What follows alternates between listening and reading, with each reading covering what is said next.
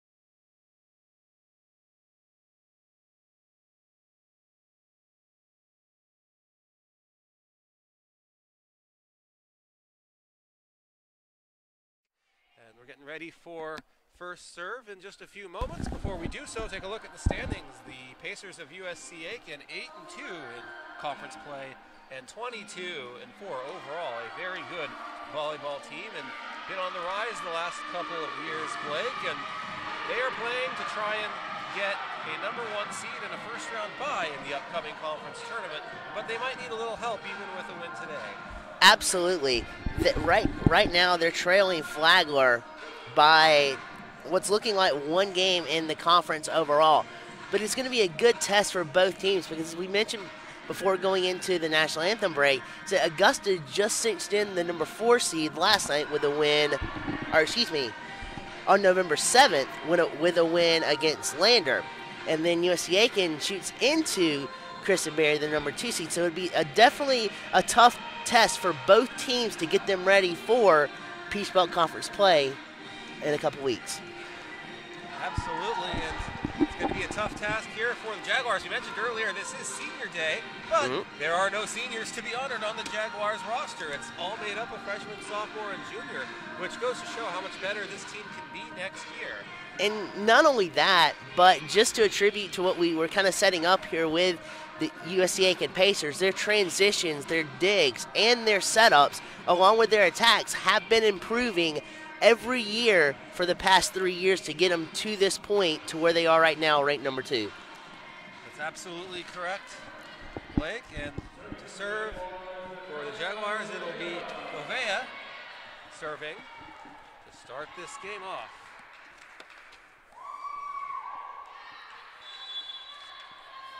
Jaguars, a record of 6-5 in conference play, 17-13 overall in 2017.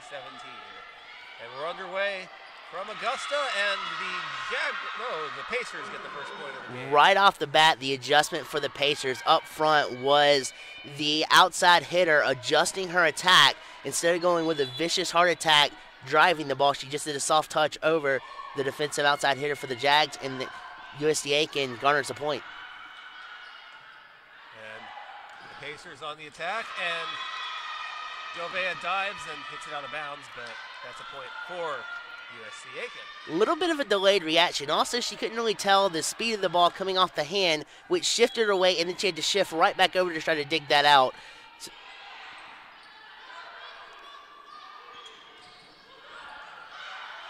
Now back on the Pacers side of the court.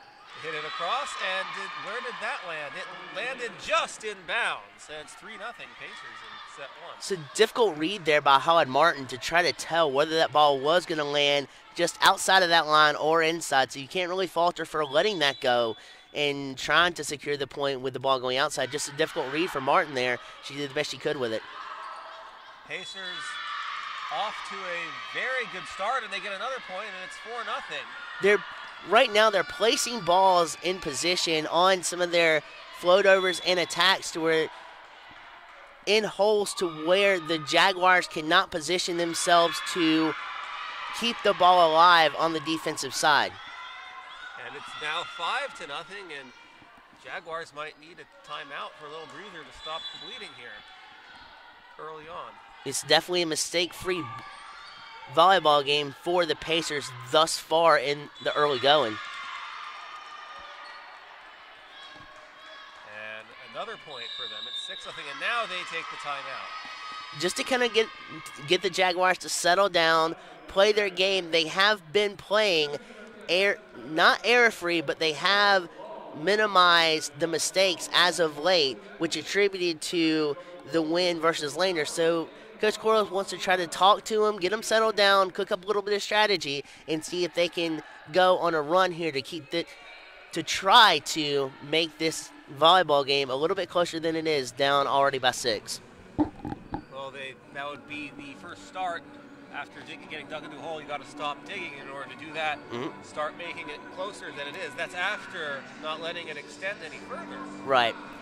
And the thing about this is, too, the USC Aiken Pacers are a well-known machine in terms of coaching and in terms of their transitions and their play on the volleyball court. So it's going to be especially hard to figure out a way to bypass all of that for the Jaguars to stay in this game. So it's definitely going to be a mixture of different strategies for the Jaguars going forward to see if they can force errors from the Pacers, which they don't normally do, and capitalize on those errors when they do make those errors. Jaguars on the attack, and a nice hit, but it's dug up beautifully by the Pacers. Now they're back on the attack, and it lands between two Jaguars, and another point.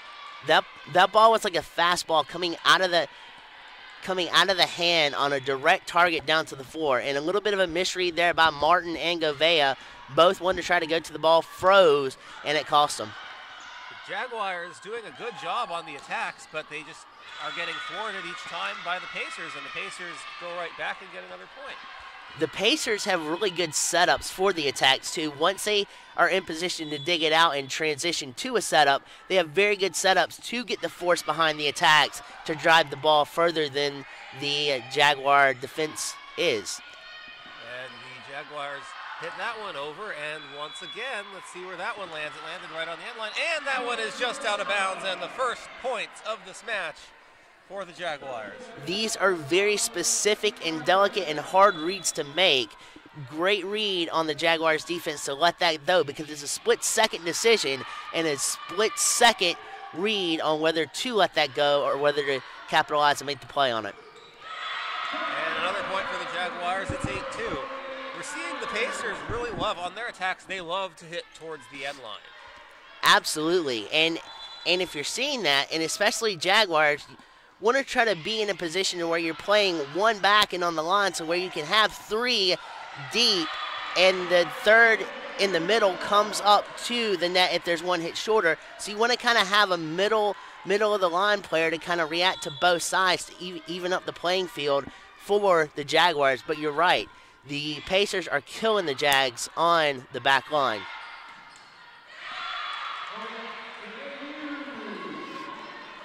And it's 8-4 on the 8-0 deficit, cut in half. And the timeout so far, knock on wood as we say this, Blake, but it's paid off. If they can keep the Pacers even on the runs and even on the scoreboard and kind of counterbalance it with points of their own, Augusta will be in good shape here. It's when the Pacers venture out and fire off 3 or 4 straight points is when they become lethal and dangerous. Not only that, but when it's tight as well, they find ways to cook up different plays to thwart a defense. So keep an eye on that for later on in the game and on this next point.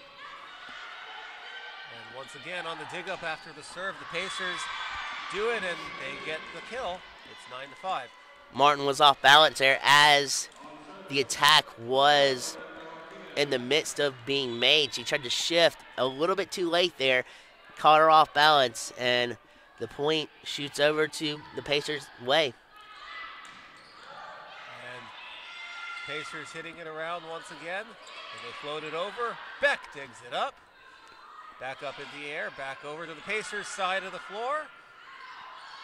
And they get it back over.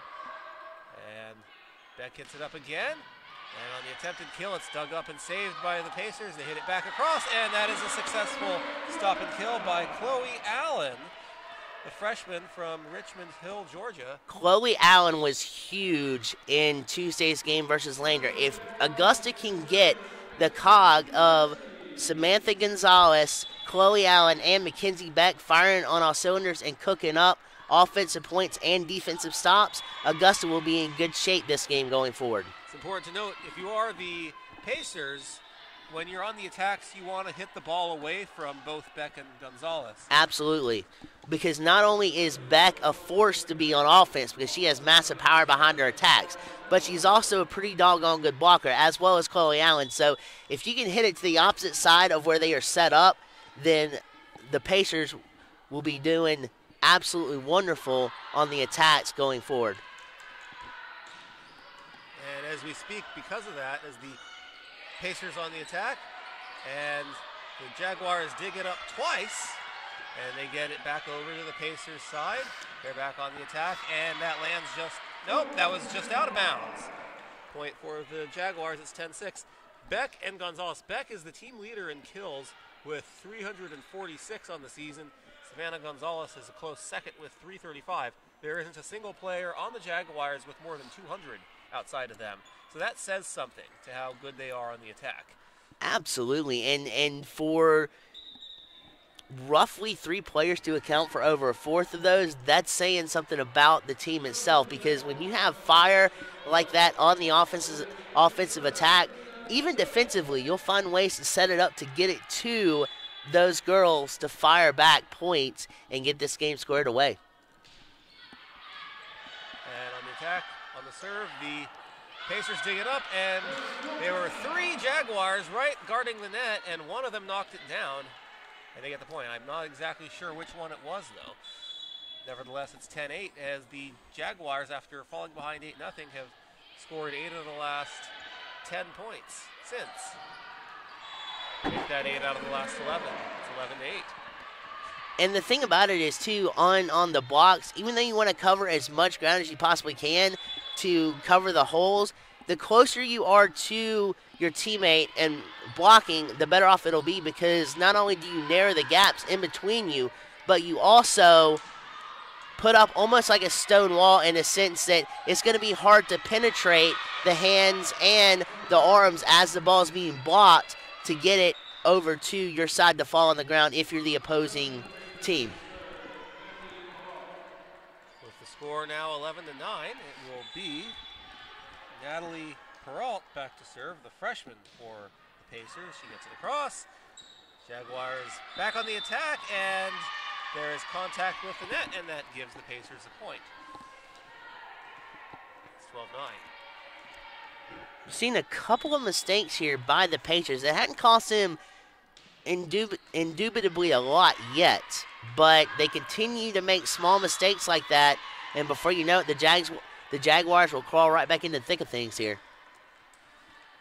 Score now 13-9. And once again, Pacers on the serve. And Beck on the attack. It's dug up and saved by the Pacers. They're back on the attack. And they get across. That goes, sails all the way across court and out of bounds. So it's now 13-10. She had the backcourt there. The Pacers had the backcourt of the Jags open on the near side here. She chose to utilize the opposite side and sent it sailing out of bounds. And here come the Pacers again. And Beck taps it up. And kill by Savannah Roy makes it 13-11. Beautiful job there. That time, the libero there for the Pacers just misjudged the direction and the timing on that dig, and she was frozen down her tracks and she couldn't recuperate. And beautiful dig up again, that time by the Jaguars. Chloe Allen hits it over, dug up by the Pacers. And they're hitting it around, back across. Chloe Allen digs it up once again. Back across, that's off the hand of a Pacer, and it doesn't matter if it lands out of bounds or in. The point is, the Pacer touched it. Jaguars get the point. 13-12. And Allen will once again serve it, and the Pacers dig it up, and it's blocked, and it's back on the Pacers side. They hit it back across. It's dug up again, and that's hit right off the net by a Jaguar player, so that gives the Pacers the point. It's 14-12. You would think that one of the reasons the Jaguars like having Mackenzie Beck normally serve is because of how good she is with attacks and kills, which makes sense. But she does have 24 service errors on the season. And it's important to note, Chloe Allen, the freshman from Richmond Hill, has done 25 serves going into this game. She does not have a single service error this season. So it's interesting to see how the Jaguars mix match who they want serving. Absolutely, and with Beck, her dominance, as you mentioned, lies up front. But you've also got, not only that, but Kenya Stokes is a very good defensive woman, and she's a good server as well. So with Govea and Stokes serving up aces a lot of the time, then it's difficult to try to rotate back and forth to get Mackenzie back into the blocking and attacking territory when she's serving, but you want to try to minimize that to play the advantages of not only Stokes but Govea serving, get them the most serve attempts out of the game that you possibly can. And the Jaguars float that one over, but the Pacers dig it up, and a kill by the Jaguars. That was Alyssa Frazier guarding the net and using every 5'10" of her frame to be able to hit it right down. The advantage of being tall in volleyball is you can reach right over the net without really having to jump that high. That's why you have the tall people up front to be able to do that. It's 16-14. Make that 16-15. Turnabout's fair play there, though, because the Jaguars just gave the Pacers a dose of their own medicine, where the Pacers attacked and killed it to where the blocking for Augusta failed on the second to last play. This time, the ball hit off the Pacers' arms to where it deflected down. So turnabout's fair play there. Gets them all even in a fight in the trenches on blocking, trying to get the volleyball. And see, that right there is where you get caught, because you're anticipating the ball being up. So you track up. It's like in college football, you have 7 or 8 in the box and stuff to run. You see something like that to where the Pacers are stuffing the box inside, to where you move 5 or 6 up to the front court, and that leaves your back court vulnerable and open to vicious attacks, and easily points are gathered for the Pacers there. And the Jaguars trim the deficit to 17-15. A substitution here. Out of the game is Hardrick. Back to serve for the Jaguars, Holland Martin, the 5'4" freshman libero from Woodstock. And she gets it across. Beautiful serve. And on the attack come the Pacers. The Jaguars get it back and get it back over. And now here come the Pacers again. It's off of Martin's hands. And the Pacers get the point. The Jaguars fell behind this first set 8-0. They battled back to tie it, but have not managed to take the lead. They trail at 18-16. And when you get in the trenches like this, especially when it being down by 2, that's when USC Aiken plays at their best a lot of times. And on that last play, Martin just could not get a firm base under to get that dig up and out to keep that play alive for the Jaguars, but then they come right back, and the Pacers have trouble on defense with their libero not having the opportunity to get that ball up in the air to save that dig attempt. And the Jaguars serve, and we have looks like, one too many touches on the Pacers. That gives the Jaguars a point, and we're tied at 18.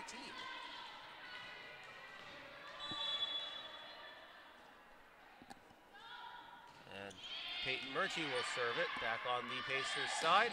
And, what a beautiful save by Gouveia, who dove for it and smacked it across the net. And it ultimately leads to a Jaguar point and a Jaguar lead for the first time in this match. That dig ricocheted off Gouveia's chest so hard that it worked almost like an attack right there, fooled the Pacers defense, and ultimately timed up to where the Jags got the point because they could not get it back across the net. Done as beautifully as you can. And it's almost like an infielder in baseball diving for a hard-hit ground ball. Absolutely. Absolutely. And with the floor being as slick as it is sometimes, too, the little slide there at the end with the flare kind of helped Sabre there, too. Some busted up knees and some stuff like that. So a very good play overall by Gouveia. And they get it across. Gouveia digs it up. Jaguars on the attack, and it's hit around by the Pacers, but eventually it lands in their side of the court for a Jaguars point, and there was a little confusion on the Pacers side. Nobody knew who was going to go for it. It's like not being able to say, I got it in baseball. Exactly. Not only that, but when you have too many sharks gunning for one fish, it's hard for all of them to realize to stop. And then when they do stop, everybody stops, and the ball touches in the center of the floor, and they have no more time to recuperate and try to fire off and dig out a save attempt. And the Jaguars with another point. It's 21-19. That one timeout the Jaguars called after trailing 8-0. It still has paid off. I know I said it earlier, but it's continuing to pay off, and they're really sensing the momentum shift. And with that being said, the Jaguars, or the Pacers, I should say, take a timeout to try and get it to shift back into their direction like it was at the start. Absolutely. And if I'm the Pacers coach right now, you got to get the players cooking back on all cylinders like they were in the first couple of points here for the Pacers, because they've kind of fallen back on their heels a little bit. They necessarily hadn't let the Jaguars into this ball game, but the Jaguars have outplayed them to where they were outplaying the Jaguars in the first couple of points. It's funny how the game in a very quick fashion tilts like that, but they've got to get strategy and they've got to get able to where they're playing a minimalistic, mistake-free ball in which they've made more mistakes now than they have in the first couple of points. And off the timeout, each team with one timeout remaining here in set number 1. Jaguars lead it 21-19 over the Pacers, and Jaguars will serve it. They get it across, and the Pacers on the attack, and a beautiful dig up by Holland Martin. She gets it over the net, but it lands out of bounds. She did everything she could there. Absolutely. She had a firm base, stiff arms. It's just the ball coming off the arms propelled much faster and harder off the dig than it did on the initial attack, and that's what propelled it out of bounds. And the ball hits the net, and we are tied at 21. So 2 straight points off the timeout by the Pacers. Here in this one. Jaguars in their home whites. The Pacers in an interesting blue and white uniforms. Blue on the top, white on the bottom.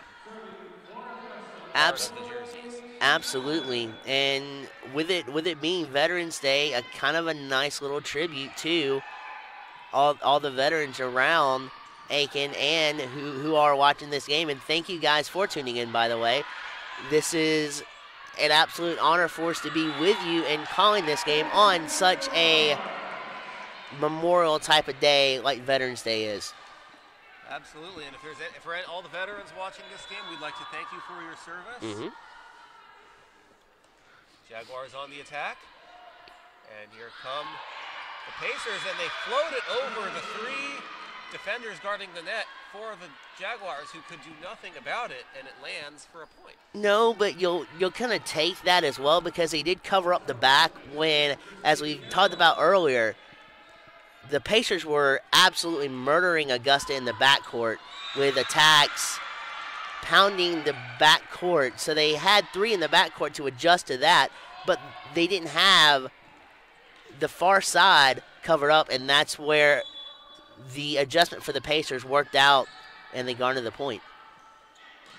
And what a kill by Beck. She came right up on that and hit it over the net and to the ground, and that was a hard-hit ball over the net on the spike by Beck, showing why she leads the team in kills the way she does. And we have another timeout with it being a set point. The Pacers leading the Jaguars 24-23. And folks, not only that, but since it is Memorial Day and a lot of people are out and about, be sure to head over to, and if you're out and about in the area, check out some of the sponsors that we've got as well. I mean, you can go get some Willie Jules Barbecue, who is absolutely a sponsor of the Jaguars. I mean, they got some scrumptious barbecue over there. It's an absolute gorgeous meal. Not only that, but Jana King as well has been instrumental in sponsoring Augusta Athletics, along with the HCCU, the Health Credit Union. And not only that, but what about some pizza? I don't know about you, but we have pizza all the time over here, and that sounds about good right now. So Papa John's is always available for you as well, and they are also a sponsor as well, as you can't really go wrong with Papa John's Pizza and also a Coca-Cola in your hands as well. So thank you to all our sponsors. And we're back after the timeout. Jaguars on the serve, leading 24-23. It's on the Jaguars side, and they get the point. We're tied at 24. Absolutely coming out of the gate, dynamic, a perfect setup there from the blockers to the outside hitter, who just unleashes a furious attack, deads it right in front of the Pacers. And that's off the hands of Chloe Allen, and that's a point for the Pacers. I think Hedrick there did all she could there to try to get back and try to save that deflection off the arm, but she didn't realize it. And off a deflection like that, you really can't do anything else but try to adjust and shift like she did, but she couldn't get there in time. And now Hedrick gets the kill, and we're tied at 25. comes right back and ties the set. That time, good eye work, realizing that the Pacers were guarding the corners and guarding the lines, opens up the middle there, plants one right smack dab in the middle of the court. And now we're in a sudden death situation. Got to win by 2 in order to win a set. Gouveia serves it. It's dug up by the Pacers. They're on the attack. They get it across, and it's rifled past Gouveia, and it's 26-25 Pacers. You want to talk about a missile. That was absolutely obliterated as a missile. And not only that, but look at it as like this, and we'll talk about it after this play. And the Jaguars get the kill. We're tied at 26. We saw Gouveia dive and miraculously save one of those earlier and turn it into a kill. This time she had to totally get out of the way. It was hit that hard. The best way I can describe that is look at it in terms of baseball. Think about if you're a pitcher and a ball off the bat, which comes at double the speed, comes off the bat and is gunning straight for your head. How much time you have to react and get out of the way? Not much at all. And the Jaguars attempt the kill, but it's beautifully dug up and saved by the Pacers. And now it's back on the Jaguars side. They're on the attack again, and the Pacers dig it up again. Back on the Jaguars side of the court. Beck hits it up. Allen hits it over. It's off the hands of a Pacer player and out of bounds for a Jaguars point. They lead 27-26. So what they thought the deflection there would help them actually hurt them, because the drastic kill that was going on was going fast and was going to deaden right where the defensive player was for the Pacers. But then when they deflected the ball, it comes up and over, and that's when Augusta had the point in their grasp. And Augusta wins set 1. And we'll take a quick break, and we'll be right back to recap the set and preview set 2. What a thrilling set 1 as the Jaguars win it after falling behind 8-0 at the start. We'll be back.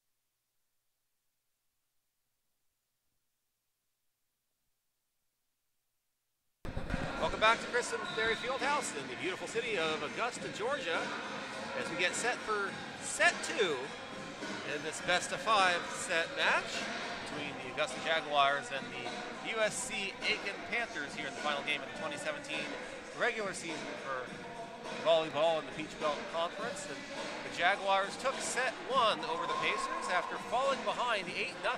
They called a timeout, and it paid off, and they rallied and battled and scrapped and finally took the lead when both teams were close to 20 points. They took the lead and battled and scrapped in the end and ultimately took the set. And the lesson that they taught the Pacers after winning the set is that the Pacers have to be in full force basically from beginning to end. They were at the beginning when they took the 8-0 lead, but after the timeout, the Jaguars were able to disrupt the rhythm and ultimately battle back and pull ahead. I'm Robert Ambrose with Blake Collins. So are there any other adjustments, Blake, that you see the Pacers needing to make here in set 2? The only other thing would be to maximize your coverage on the floor. There were too many times where they were trying to cover the outside exterior of the floor and they got beat inside. And when they covered the inside, there were just too few bodies to cover outside. So try to be in position to where you can adjust your weight or your feet and cover all points of the floor, because at that standpoint, if you don't even secure the point, you can at least keep the ball alive until something opens up in your favor and then capitalize. And on the serve, the Pacers serve the first part of set 2. On the Jaguars side of the court, they hit it over, and that lands out of bounds, point for the Pacers. Once again, the Pacers will serve. That is Emily Telon, the 5'9" senior from Aiken, playing for her hometown team. Pacers dig it up, they hit it across, and it lands just in front of Holland Martin. She was unable to react and dive in time. It's 2-0. Believe Govea might have tipped that at the net, which kind of released some of the tension off the ball and the speed off the ball, and which played it right in front of the Jaguar defense. Jaguars on the attack. It goes off of the libero and saved beautifully. It went out of bounds, but it never landed because of the two beautiful saves by the Jaguars. And it goes back to the Jaguars' side, but they get the kill. Absolutely gorgeous on both sides. You have to hand it to the Pacers, though. I mean, they had good body control throughout, which helped them create those saves off of the dives to try to save that, but then just too much power coming back on the offensive side from the Jaguars, and they ultimately score the point. Now 3-1 Pacers. The way it's looking right now, as we look at the projected standings for the Peach Belt Conference Tournament, as Holland Martin digs up the serve, Jaguars on the attack, and they rifle it out of bounds. It's 4-1. Pacers, it's looking like the Jaguars will face up against Lander for the first game of the Peach Belt Conference Tournament in the quarterfinals, with that being the 4-5 matchup if things ended today. Lander is no slouch. I mean, we've faced them 2 different times and scored crucial wins over them, but they came to fight Tuesday night, last Tuesday night, and gave Augusta a run for their money. So that will be a darn good matchup. And then not only that, but if they were to move past Lander, this could be a preview of what's to come. And this is a heavyweight bout going back and forth, especially within that first set, as close as it was and reaching sudden death. So we're getting 2 good tests for the Jaguars back-to-back, which is setting up beautifully for them transitioning into the Peach Belt Conference playoffs. The Jaguars winning both of those matches 3 sets to 1. And the first time the Jaguars met the Pacers earlier this year in Aiken on October 6th, the Pacers won 3 sets to 1. So this is a little revenge game for the Jaguars against the 22-4 overall Pacers, 8-2 in conference play. And also trying to play a little spoilers for the Pacers, trying to get the regular season conference title. And another great save by the Pacers. They're back on the attack. They somehow get it over. The Jaguars back on the attack. It's tipped and out of bounds, and the Jaguars get the point. Want to commend the Pacers right there for having good retraction speed and good retrieval speed and good body control throughout, saving the points for them. But Augusta has the serve off in their reins, and they get it off beautifully. And on the spike, ball gets down, but the Jaguars get the point, as there was a little bobbling of the ball by the Pacers and a little confusion there as well as who is going to take it. Chloe Allen with good sturdy form up for the block there. You could not move her even if the ball was pounded to her, and she forced that ball into the ground for the point to Augusta. And a whistle, and I'm not sure what the call is, but it's a point for the Jaguars. 6-4. How about Jessica Hedrick in the first set, Blake? 5 kills. She has been crucial to their progression thus far, and not only that, but in crucial spots too. And it's been one of these things where if it's not Beck and it's not Allen, then Hedrick's coming right back and picking up the slack, and they could not be where they are in this game without Hedrick following through like she has this game. Now the Pacers on the attack, and once again they do what they love best, and that's hit the ball towards the corners, but it goes out of bounds, and that's a point for the Jaguars at 6-5. Now we have substitutions on both sides here.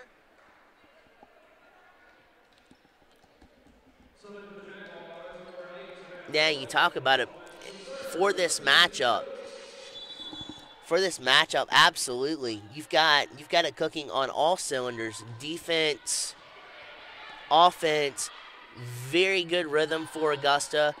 Ground coverage as well. And the Pacers are back on their heels at the present moment. And it's beginning to mirror kind of what it was in the first set, with Augusta coming back from a pretty good ratio of being down by a lot of points. And they're right back in the thick of things. Jaguars with the serve. And hard kill attempt by the Pacers. The Jaguars get it back across. It bounces just over the net. And Gonzalez hits it right out of bounds. A good diving attempt by her, but it sails out of bounds. So the point goes to the Pacers at 7-6.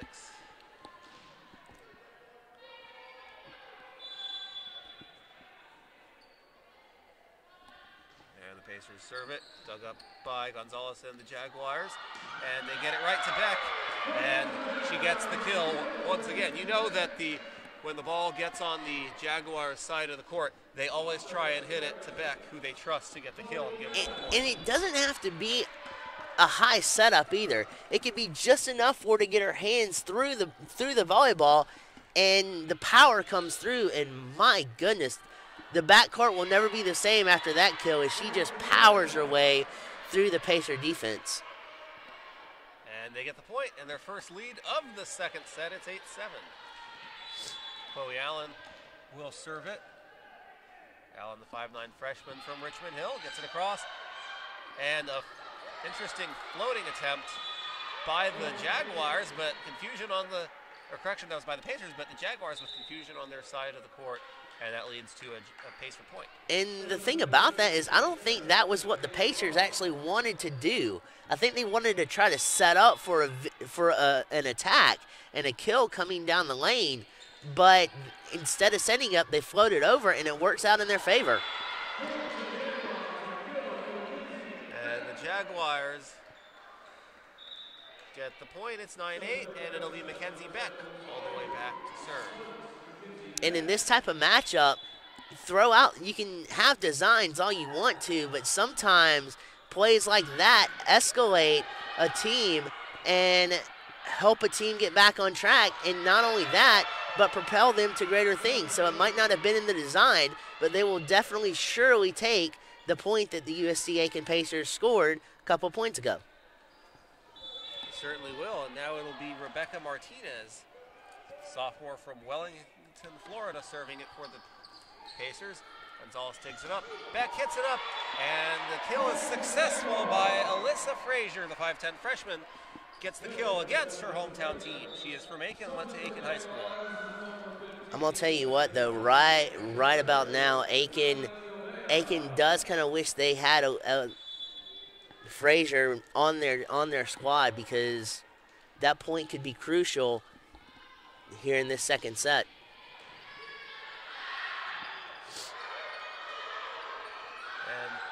Jaguars hit it over, and on the attempted kill is blocked by the Jaguars, and we have a touching of the net on the Pacers, so the Jaguars get a point. They lead it 11-9. set 2. Govea will serve it. And get it across, dug up by the Pacers, blocked by the Jaguars. Beck hits it up, and they hit it over. And the Pacers on the other end, blocked by the Jaguars, and they get the point. Not only that, but coming into this game, this is the second matchup between these two squads, and Augusta, cooking with fire, is looking to make a statement and looking for something to prove, because not only are these 2 and 4 in the Peace Ball Conference standings, but Aiken crushed Augusta 3-1, so they're looking for a little bit of retribution here to tie the season series up heading into the Peach Ball Conference playoffs. With that said, we have a timeout called now, and the Jaguars, just like in set 1, fell behind early, not as far behind this set as they were last set, but they're able to respond and battle back and take the lead. And now, what do the Pacers need to do to stop that from keep happening? A little bit more communication. They're faltering on their communication just a little bit. And you may not be able to tell it much, but it's just enough to allow the Jaguars to mosey on top as they've had. But not only that, also better reads on the ball. They've had good reads all season long. It's just here within the last set and in this game, they've kind of faltered a little bit, especially in the latter first set to now. So a little bit better reads on the ball and a little bit better setups and transitions, and they'll be fine. Coming off the timeout, it'll be the Jaguars serve. Govea will serve it. I'd like to thank our listeners for tuning in and taking a break of college football on this Saturday in the fall. It's a big lineup for college football today, too. Absolutely. Good game going on right now between Oklahoma State and Iowa State. Oklahoma State just took the 30-28 lead after scoring a touchdown, 1:27 to go in the third in that one. Exciting game, and many more to come today. And a service error by Govea as it hits the net, and that's a free point for USC Aiken. Just as the final touches on what we're talking about with college football, not only have you got Georgia versus Auburn in a 1-10 matchup, you got TCU versus Oklahoma 6-5, Alabama and Mississippi State in, I think, a 2-16. So you got some pretty good ranked rivalry matchups here in today's college football slate, but you couldn't. That's later on, but today's volleyball game between the Jags and the Pacers is about as good as a pretty good dadgum college football fight. It absolutely is, and let's also not forget Wisconsin-Iowa squaring off at 3:30 Eastern. Iowa coming off a historic upset over Ohio State last week, and looking to do something similar against undefeated number 8 Wisconsin. That game at Camp Randall Stadium in Madison. Jaguars still continue to press the pressure on Aiken, though, as that ball fell dead right by the net. The Pacers tried to save it with an underarm dig, and they couldn't. And the Jaguars get it across, and they dig it up, and they get the point, 14-10. Pacers didn't have a really good base hit to try to dig that out, and not only that, but they didn't get their arm low enough either to dig that out. So a couple mistakes there. And on the attack, floats in the air, Beck hits it up, and Gonzalez floats it over. Back on the Pacers side, they tap it back over, and it's hit up in the air, and the Jaguars hit it back over. It's going a little back and forth here in this battle. And the Jaguars hit it straight out of bounds, but no, they're gonna say it was off a Jaguar player, so the Pacers get the point. It is 15-11. Okay, so from what I can tell, you've got Martinez on the floor for the Pacers, Ogbogu for the Pacers in the front court, also Peralt on the floor as well. And we'll try to get some more numbers as the day goes on, but you've got a pretty good solid floor for the Pacers. They just got to get their rhythm back and try to minimize the mistakes. Meanwhile, Chloe Allen continues to be a force up front. as she doesn't try to power it through this time. She just goes with a punch through and a soft serve and gets the job done. Now 16-11. And Shea O'Farrell, 6'2", freshman from Suwanee, Georgia, floats it over. And on the attack, it's blocked by the Jaguars. They get the point. 17. No, it's went straight out of bounds on the attempted kill, so it's 16-12 as the point goes to the Pacers. And then Christine Carroll, comes in for the Pacers. Has some fresh legs up front. Let's see if that hinders the Jaguars' offense. And they go right after her, and the ball deflects off of Carroll over to the side, and the Augusta attack continues to be a ferocious onslaught here as they're up by 5. Score 17-12.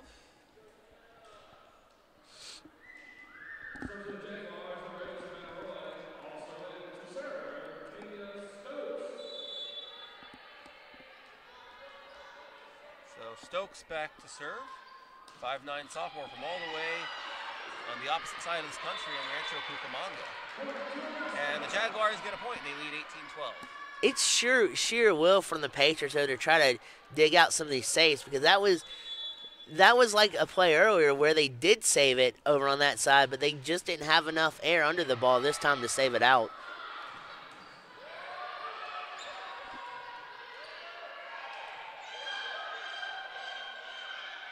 And Pacers on the attack once again. They get it over.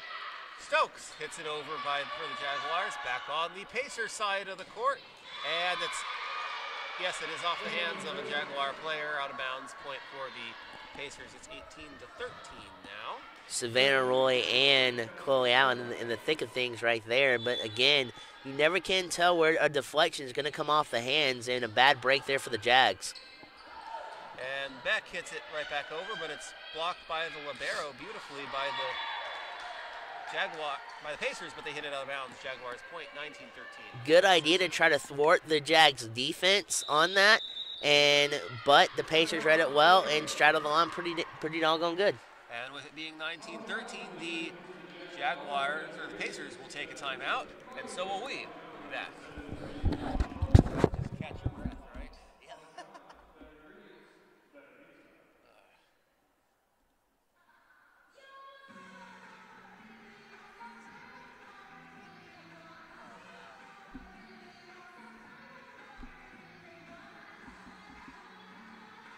What's your day job? Day job, Or like, well, it was working at GMC, but now not anymore. Right now I'm in the middle of trying to find another job between that and doing this. So it's just this right now. But I also, like after here, I work with several wrestling federations in the area here. So I do like their commentary and their timekeeping and stuff. So after this, I'll be heading up there. But for the most part, just doing this right now. nice. Welcome back to Augusta, Georgia. Christenberry Fieldhouse after timeout. Jaguars lead 19-13. They have the serve, dug up by the Pacers. They're on the attack. They get it over, and it's tipped around. And the Jaguars somehow save it and get it back across. It's floated over back onto the Jaguars side, and Kenya Stokes dives for it, but it's a little too far out of her reach, and it's 19-14. Point for the Pacers. Just pristine placement there by the Pacers off that kill. Just barely out of the reach of a pretty long reaching and diving Kenya Stokes. And the Jaguars floated across. And now here comes the Jaguars, and Mackenzie Beck with the attack. And once you see the ball go her direction, Blake, you just know the Jaguars are ready to do an attempt spike. Well, not only that, but Ashlyn Hill for the Pacers Perrault for the Pacers. Ashlyn Hill's on the Jaguar side, but Perrault on their side for the Pacers was on her heels. It's just the ball came off Beck's hand so fast that you couldn't hardly do anything but just try to get some part of your limb on it, and they couldn't do it.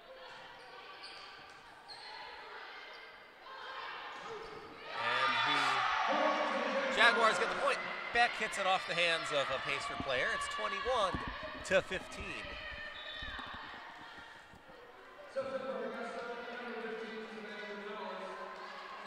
And Savannah Gonzalez checks back in for the Jags, and I believe that Savannah Roy taking a breather on the bench, and Stokes is out of there as well. And Govea's back in for the serve. And they get it across. Beck hits it up. And back over to the Jaguars side of the court. And Beck digs it up. And back over to the Jaguars side. And it falls in front of a diving Okwani Ogbogu. 22-15. Govea will serve. And she gets it across. And here come the Pacers on the attack. Jaguars dig it up, hit it over, hit it across. It's tapped around, and it floats back over to the Jaguars side, but lands out of bounds. It's 23-15. I thought initially that Ogbogu had the right idea with a little misdirection off that attack over and almost fooled the Jaguars, but they were able to recuperate, get it back over on the Pacer side, and score the point. They absolutely were, and a service error by Gouvier as it goes completely to the other side of the court and lands out of bounds. 23-16.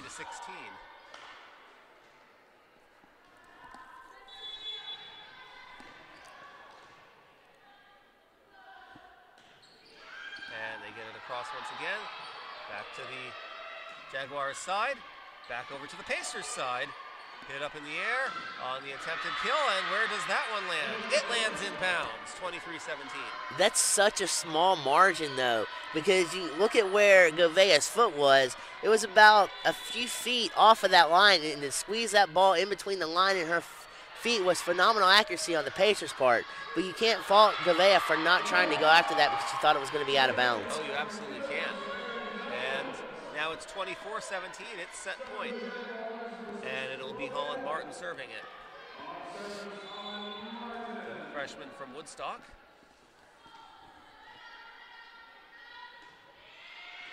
She gets it over. And now on the attack come the Pacers. And boy, do they need to be on the attack. Down 24-17. And Jaguars get the point, and they take set 2 and lead this match 2-0. What a set.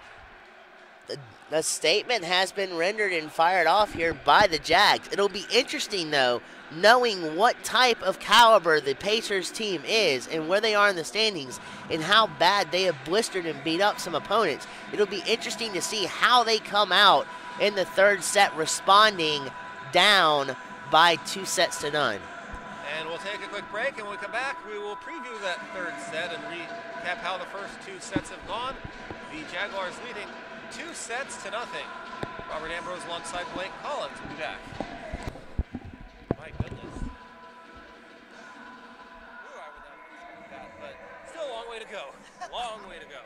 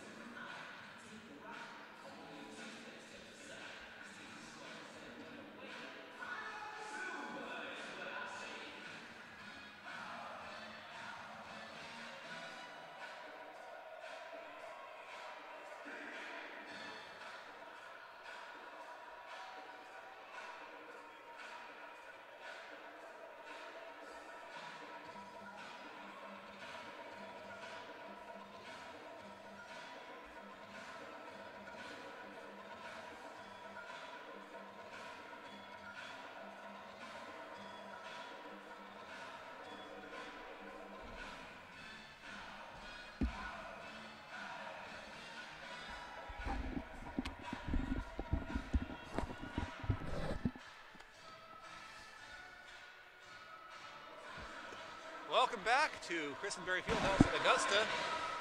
Getting set for set 3 with the Jaguars leading 2-0 over the USC Aiken Pacers in this battle of the border. Robert Ambrose alongside Blake Collins, and the Pacers going into this game 22-4 on the year at 8-2 in conference play, and the Jaguars 6-5 in conference play, 17-13 overall, really taking it to them and have answered back from an early deficit in both sets, and certainly the Pacers will want to figure out how they can play as good as they have been at the beginning more consistently, Blake. It's kind of a stunning start initially out of the gate with it. Now, hear me out, especially with the prospects of Augusta taking 2-0 right out of the gate.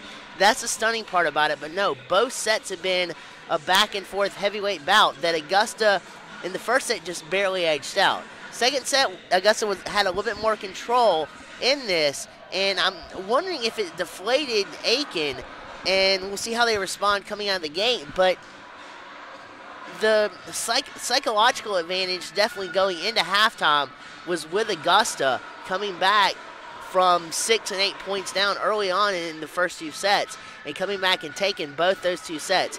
Whether it's indicative of how, if these two meet in the playoffs, we'll see. But it's definitely something to keep an eye on because remember, as we pointed out earlier, Aiken floored Augusta in Aiken 3-1. Here, so far, Augusta is having their way with Aiken 2-0. This is a long way from ending the match as we are now underway in set 3. Beck hits it over, and it's the attempt to save is a successful one by the Pacers. They float it back over. Unbelievable. But the Jaguars get it back over, and it's out of bounds where it lands out of bounds, and that's a point for the Pacers.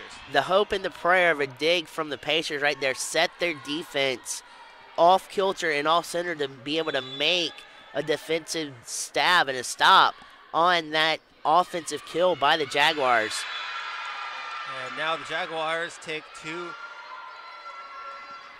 points to nothing lead here in set 3, and it's in all 3 sets the Jaguars score the first several points. Now that's not to say Aiken can't come back, because they can easily come back in this game and pull 2 sets out, but thus far, for the outside of the first 15 points of the first set, it has been a back-and-forth affair with Augusta just barely taking set 1 and then edging out Aiken in set number 2. And here we've got Aiken in front by 1.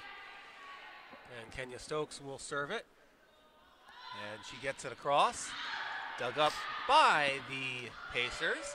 They're on the attack. They get it across, and Colin Martin digs up, back across to the Pacer side, and it lands out of bounds, but off the hands of a Pacer player, so the Jaguars with 2 straight points to tie it at 2. And we'll go back to what you were saying earlier, Blake, about the possibility of these teams meeting on the playoffs. Here is the scenario that will have to happen for that to happen, as Kenya Stokes gets the serve.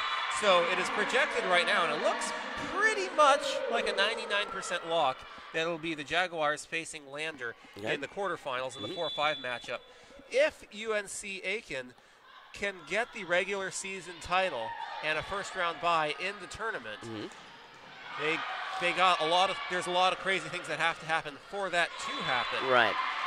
But if that does happen, they get the first-round bye, then the winner of the Augusta Lander game, that is to say, if the Jaguars can win that game, they will face off against the Pacers in the semifinals. Right, because as it stands right now, the Pacers will go toe-to-toe with Georgia College in the Peace Bell Conference standings. I believe it's 2 and 3, and then you've got 4 and 5 facing off toe-to-toe. So it's definitely a step out there when the playoffs begin, but it's definitely not out of the woodworks that these two teams can face off again in the playoffs. And again, if it's any indication of how the playoff game will be if these two teams square off, Georgia College is in for a really big fight.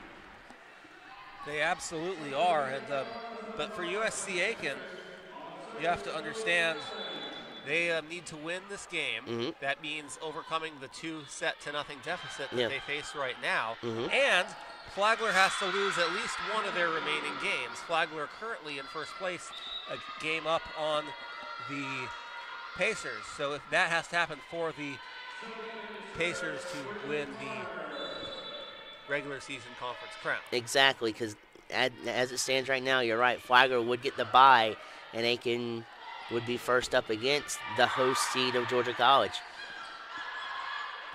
And like you said, USC Aiken potentially playing Georgia College. That would be potentially in a semifinal game in a 2-3 matchup if both the higher seeds can take care of business. Right. So either way, USC Aiken, they'll be a relatively high seed, but it'll still be a tough road to the conference tournament title regardless. Exactly, and not only that, but you picture the regular season and you picture how elevated some of these games are. Now, double and triple that in playoff time. The atmosphere is going to be absolutely electric. The teams are going to have so much pressure on them that every mistake, every point, and everything that they do is magnified 3 times as much as it is in the regular season. So that's going to be a huge matchup if that matchup happens in the playoffs. And that kind of, when you talk about how much more magnified it is, it kind of reminds you of how the baseball playoffs were last month. And absolutely. how big of a deal it all was. We see all the pitching changes in the 4th inning to start pulling starters who weren't even pitching that bad. Absolutely. In a lot of games in the baseball playoffs this year, most notably in the division series. And it cost several starters who pitched well wins, who were pulled early. Uvea serves it, gets it across. Dug up by the Pacers. They get across, blocked by the Jaguars, and goes out of bounds. Pacer point. Good eye by the Pacers here, just letting that ride out of bounds. A little bit too hard on the deflection. You can't control much of that coming off the hand because of how hard the ball was attacked and laid on your arms to deflect off, but a good eye nonetheless by the Pacers to watch that ball laying out of play. And again, a vicious attack that Martinez digs out. And they get it across, and the Pacers float it over, and it falls in front of a diving libero, Holland Martin. And the Pacers with a point on quite the float over the net. I don't think that was her intention, but that was an absolute accurate marksman there right on the line, inside the line, and a point goes to the Pacers, deadlocking this third set at 7. And we're tied at a touchdown apiece, and it's now 8-7 as the Pacers take the lead once again in front of a diving, ball falls in front of a diving Jaguar.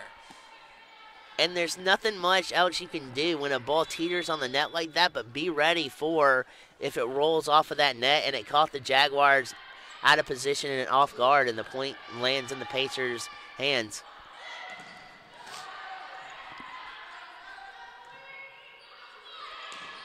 And it goes off hands. That's a point for the for the Pacers once again. I believe that was one too many touches.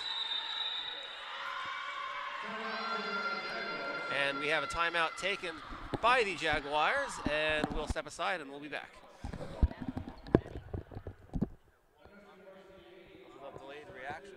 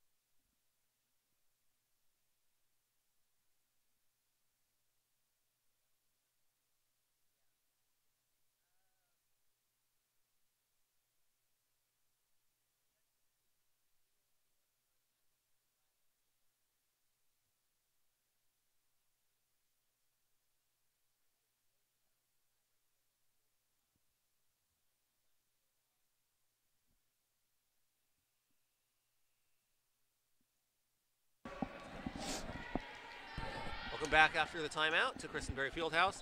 9-7 in favor of the USC Aiken Panthers, and they have the serve. They get it across. Martin, the libero, digs it up. Beck hits it up. They get it back across, dug up by the Pacers. And they hit it up in the air, back across. Blocked by a Jaguar player. I believe that was Alyssa Frazier, the 5'10 freshman. Gets the kill against her hometown team. She is from Aiken, went to Aiken High School. Stiff block by Frazier there. Catapults the Jaguars only down by 3 now. Now the ball is on the side of the court of the Pacers, and they get it across. Falls between 2 defenders, and the Pacers get the point. It was very good eye work there by the front of Aiken as they realized a lot of the Augusta players were back on their heels and playing back. So what do? You adjust off a strong attack and do a little float over, and they secured the point. And Beck hits it up, back across, and dug up and saved by the Pacers. They get it back across, and what a good hit by Martin that time.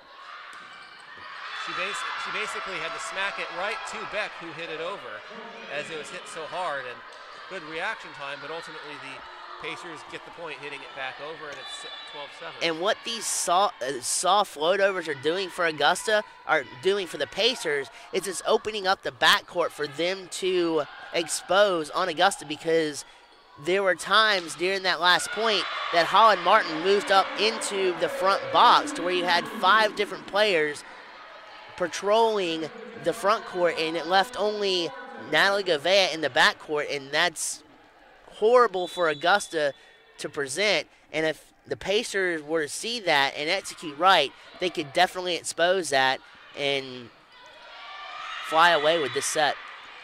They absolutely could, and Gouveia hits it, it bounces right off her hands on the serve, and it's 13-8. Pacers aren't exactly going away. And libero for the Pacers serves it, and it bounces off the net. Service error, point for the Jaguars, 13-9.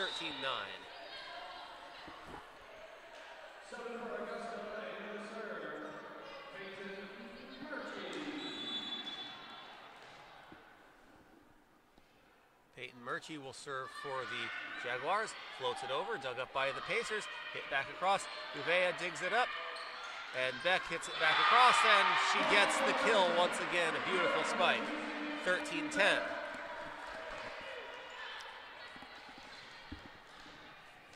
believe it's Perot in the backfield for the Pacers. Knew she ought to have tried to dig that ball out, as she was very close to doing that. Just froze up at the last minute.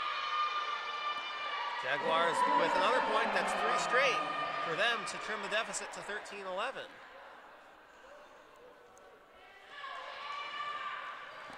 Peyton Murchie once again will serve. And now for the Pacers, it's almost like you're fighting your own self here, trying to minimize your mistakes. That's letting the Jaguars back into this ball game, or back into this matchup, as the Pacers there score a point off of a Jaguars miscue in the defensive specialist department in the libero. But outside of that point, it's almost like now the Pacers are fighting themselves while trying to fend off the Jaguars. But that can quickly turn around with a couple of errorless volleyball. And that leads to a Pacer point. And if you have a swing of, let's say, 2, 3, 4 points of errorless mental mistakes of volleyball, then that quickly not only swings some momentum back in your favor, but a lot of it has to deal with confidence too, because if your confidence is low, then it works to where you don't have as much visibility on the court. You're overproducing, over trying to get the things, and not playing your best volleyball. So you've got a little bit of a battle with Aiken on 2 fronts there, but the main focus for them is trying to contain Augusta right now and contain this 3-point lead that they have. And they hit it over. The Jaguars on the attack, and it's spiked and killed by the Pacers, 16-12. Wait, no, is that a point for the Jaguars? So we'll see what the ruling on that is. But it looks like a pretty clear point for the Pacers. So that makes the score 15-13 instead of 16-12. Kenya Stokes back to serve. Gets it across, dug up by the Pacers, and on the attempted kill, it's blocked by the Pacers. They get it back over, and a nice hitting up in the air by Holland Martin, and getting it down, Gouveia hits it down. It's 15-14, 1 point set. That's twice now for Perot that she's had an opportunity to extend the play and keep it alive, but she's failed to do so. And if you're the Pacers, it's a good thing you took a timeout here to calm everything down, get readjusted, and reformat to where you're playing your brand of volleyball and not the Augusta brand of volleyball, because right now Augusta is forcing the Pacers to play their own style of volleyball, and Augusta's about to tie this puppy up because of the Pacers are not playing their style of volleyball right now. And the adjustments are something the Pacers have really struggled to make, most notably in the first 2 sets after the Jaguars were able to battle back from early deficits and take the lead. The Pacers never were really able to recover from that. And they were all alpha timeouts, and now the Pacers are trying to figure out how they can start to adjust and avoid that from happening again here. They lead at 15-14. Well, not only that, but they're doing that somewhat in spurts, but sooner or later you have to see a little bit of consistency with trying to string together points and maintain a fluidity throughout a point to secure the point. Not only that, but through multiple plays to see if you can garner multiple points, especially against a very hard coached team like the Jaguars are. Kenya Stokes will serve it for the Jaguars off of the timeout. And the Jaguars on the attack. They get the point. 16-14. So that's how they answer off of the timeout. Back to a 2-point set here in set 3. Back to serve for the Pacers is Allie Smith, 5'9" freshman from St. John's, Florida. Puts it across. Martin digs it up. Back over. Gouveia hits it back, but the Pacers with the spike, it's 17-14. There's been a couple of times when Holland Martin's been caught up in the teeth of blocking in the forefront with the defensive specialist moving up in the front half of the court, and that plagued her on that point as the ball was hit behind her and she couldn't react to it. So she's got to learn from that, come up a little bit, but be on her toes to backpedal and retract to get a dig and a save attempt off of balls that are hit over her head. And Jaguars get the point after hitting it down. Back to 17-15.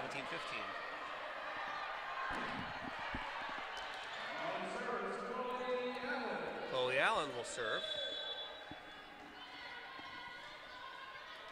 The Jaguars returned home this past Tuesday after being out of town for basically an entire month and a half, all but one of their games away from Christenberry Fieldhouse. And that one game that was at home was on October 23rd against Limestone. It was a 3-1 victory for the Jaguars. That was the highest attended game here at Christenberry Fieldhouse this season.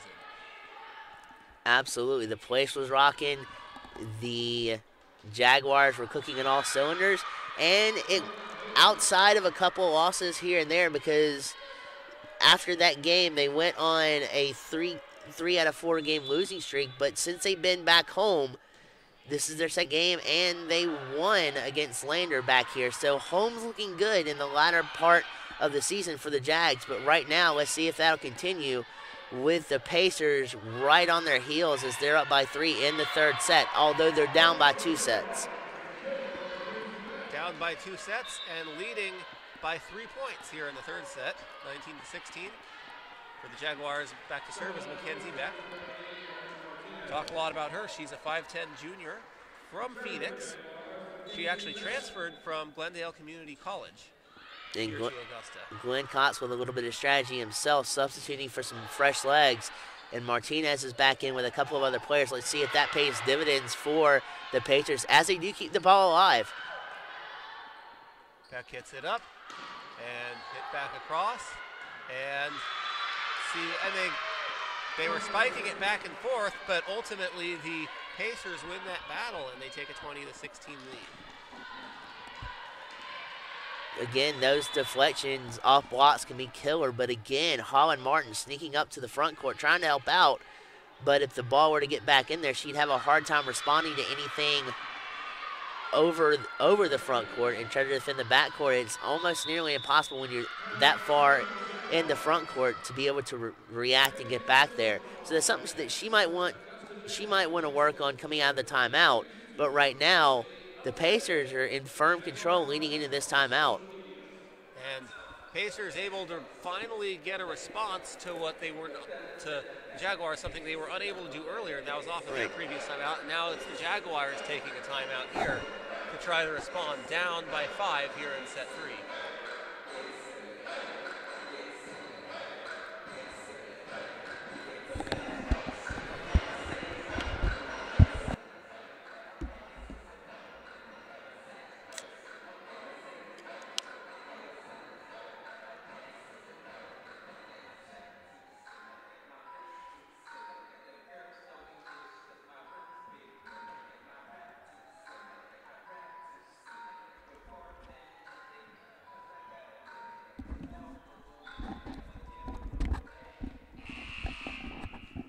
Back here at Christenberry Fieldhouse, Pacers will serve it with a 5-point lead here in set 3.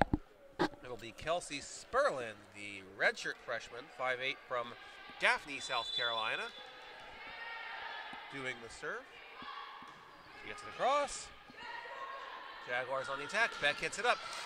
Govia hits it over, and on the spike attempt, gets back onto the Pacer side of the court. Beck hits it over, and it's on the kill, and the Jaguars get the point. On a lot of points today for the Jaguars, they're doing a really good job of getting their hand on top of the ball, whether they're driving it home through a vicious kill or just pushing it in a different direction or a soft touch. They're getting their hand on top of the ball and through the ball, and it's propelling them to good results on the offensive side for the Jaguars. Good results indeed. And it is Natalia Govea back to serve.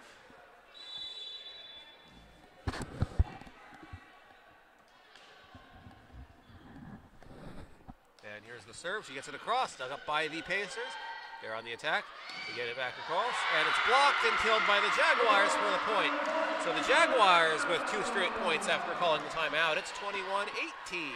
You know, a couple of nights ago, especially during that one home game and the game last night on the homestand here, we talked about a lot of blocking and the timeliness of blocks, and you could not have timed a better block right there from the Jaguars with 2 Jags leaping up at the right time to block that over the Pacer attack. That was incredible.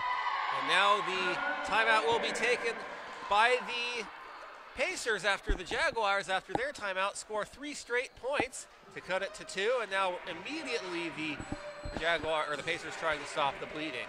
We'll be back.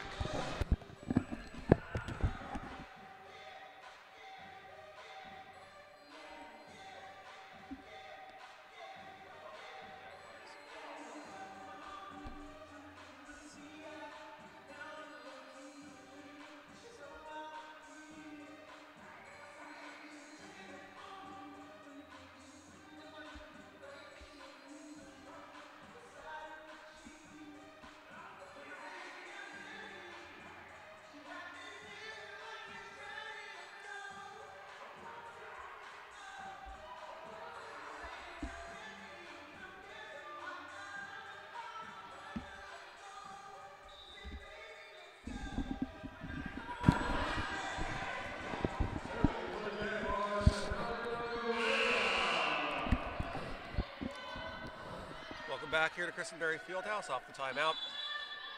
Govea will serve it for the Jaguars. They trail at 21-19. They scored 3 straight points off of the previous timeout. They get it across the Pacers, dig it up. They're on the attack. They float it over. Oh, beautiful dig up and save by the Jaguars. Up in the air, back across. Pacers side of the court, back across. It's tipped by a Jaguar player and out of bounds. Point for the Pacers. Good effort on the outside hitter and the blockers to try to get to that ball, but excellent play there by the Pacers, realizing the blocks were coming and just tipping it over the blocks. And the Pacers are only a couple of points from taking set number 3. Leading 22-19, they have it on their side of the floor. They get it across, and a kill attempt by the Jaguars just barely lands out of bounds, and the Pacers with the point. That was a statement. That block was thunderous coming down, and a statement was made there by the Jaguars saying, you want to take set number 3, you're going to have to try harder than that. But the fact of the matter is, the Pacers are still up by 4, but what a thunderous statement to gain the Jaguars' 19th point. And that is the 24th point by the Pacers as ball floated out of bounds off of several Jaguar players' hands as they were unable to gain control of it. It's set point here, 24-19. Across, Gouveia digs it up, back across, and on the attempted kill, off the hands of the libero for the Pacers, and she's beside herself about that one. Yeah, Martinez knew that she could have set better, she could have placed her arms better and set that dig up better to dig it out and keep that ball alive. Just a little bit of a misplay there cost the Pacers a point, but they're still ahead in the set. And ball goes across, it lands out of bounds, and the Jaguars get the point. Back to serve now is Holland Martin, the Jaguar libero, and she gets it over, and that's blocked by the Jaguars, and it's out of bounds. Once again, that's the final 2 points of the set are spikes by the Jaguars that land out of bounds, and the set goes to the Pacers, who stay alive. It's now 2-1 in favor of the Jaguars. We will have a 4th set on the other side of this break. We'll be back. Wow. Well, I knew this wasn't the point.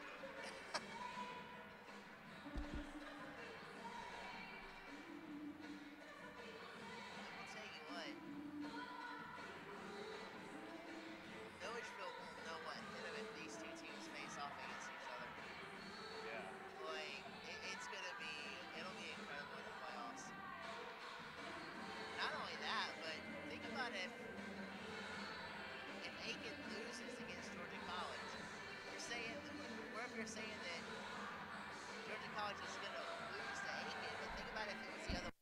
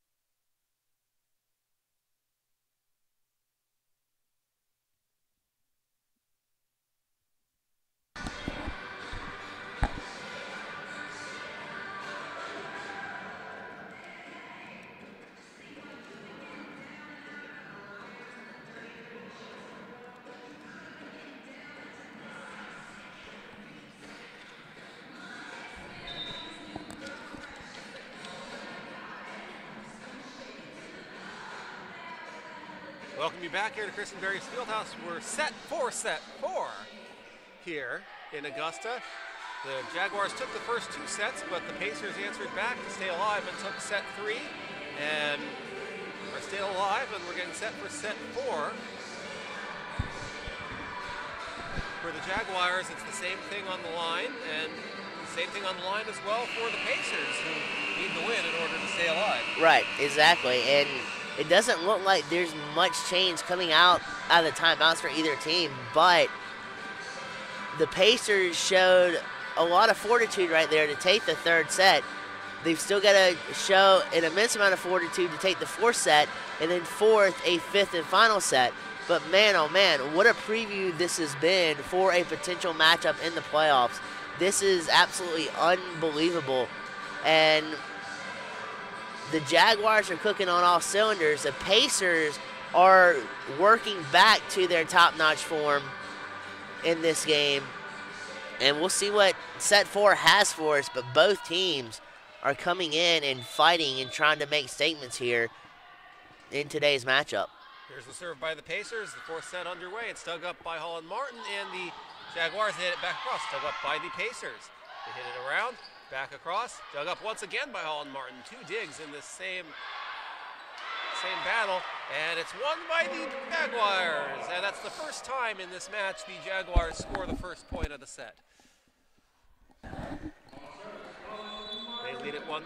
Martin will be back to serve for the Jaguars. Cross, she gets it, and it's dug up by the Pacers. Back across, and it's off Martin's hands, out of bounds. Point for the Pacers. We're tied at 1. Again, a good firm base from Martin. Good hands in the set position.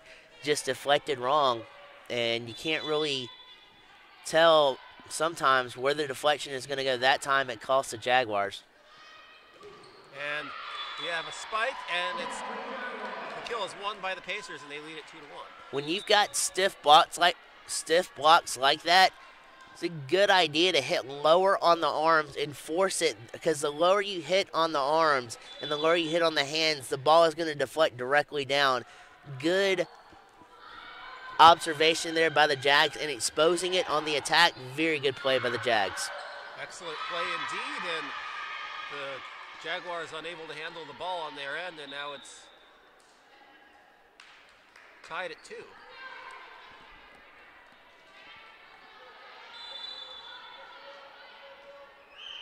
Back to serve the Pacers. Will serve on their end. It bounces off the net and lands in front of a Jaguar diving for it.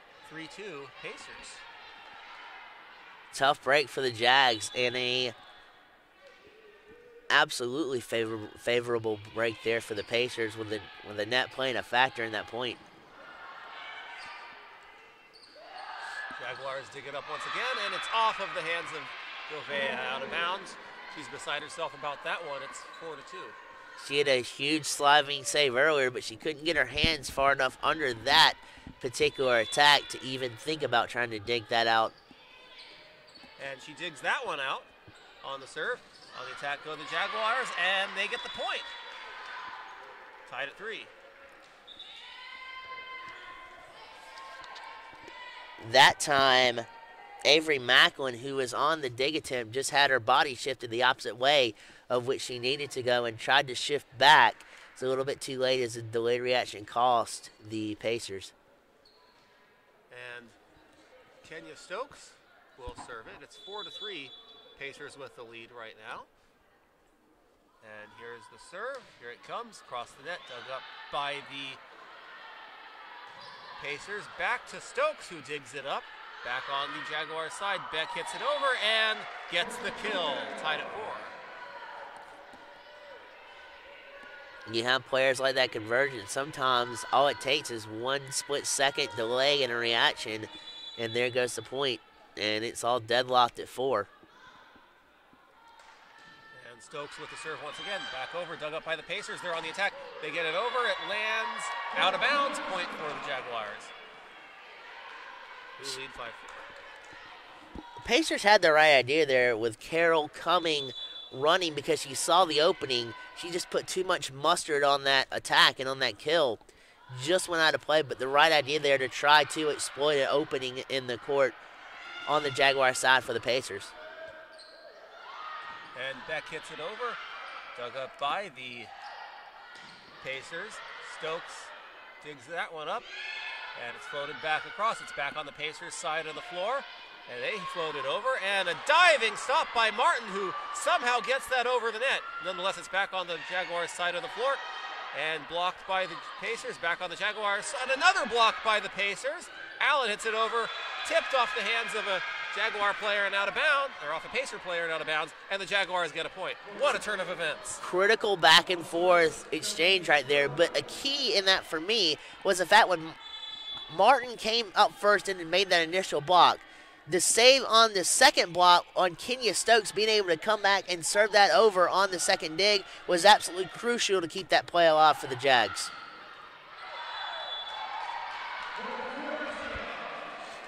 Now tied at 6-5. The Jaguars take the lead. They were trying to exploit the backcourt there, but just a little long on the attack. And sometimes you don't know how much power you're putting through the ball. That time they needed just to take a little bit off, but they failed to do so. And the Jaguars hitting the ball around close to the ground, and it ultimately grazed the ground, and that's enough to give the Pacers the point and tie the game at 6. Tie the set at 6.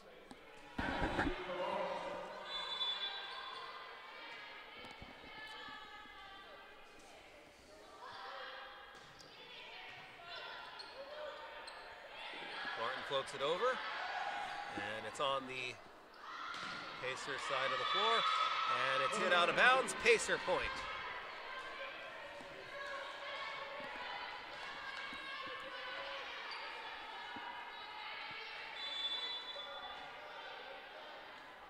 And the Pacers float it over, and they get it back over. It's on the Pacers side, back once again. And they're on the attack attempt. Oh, what a nice dig up and save by Kenya Stokes. Gouveia hits it over. It's back on the Pacer side. They have to really save it several times back over, and it's dug up by Holland Martin. And Martin with another great save. Back over on the Pacer side. Now back to the Jaguars side, and they just keep saving it. What another great turn of events. And another great save by Holland Martin. They hit it back over, and it lands in bounds on the corner. That, my goodness. That literally was all heart, soul, and willpower by both teams. Some incredible saves and digs out of places where you wouldn't normally think that players would be able to get to it. They did. What a phenomenal exchange for two contending teams heading into the playoffs. And the Jaguars with another point on the kill and take an 8-7 lead. It's like, Blake, it's like a game of hot potato.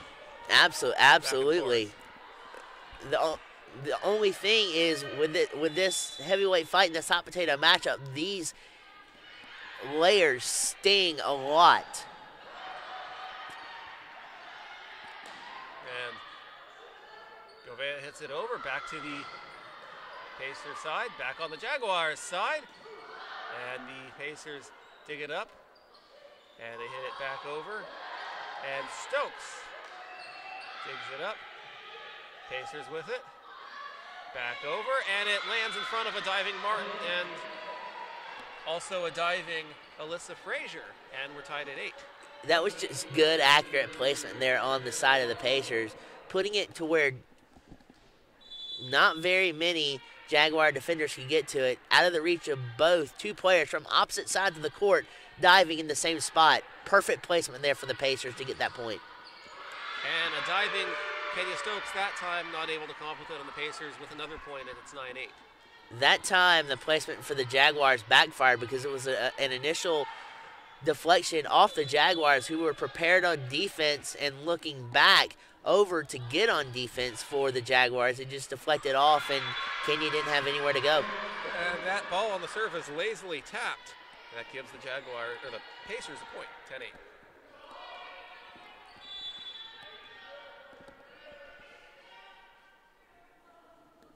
And they are on the serve, dug up by Holland Martin, tips it over, and beautiful attack, and the kill is going to be credited to Jessica Hedrick, who had 5 kills in set 1, gets one here, and it's 10-9.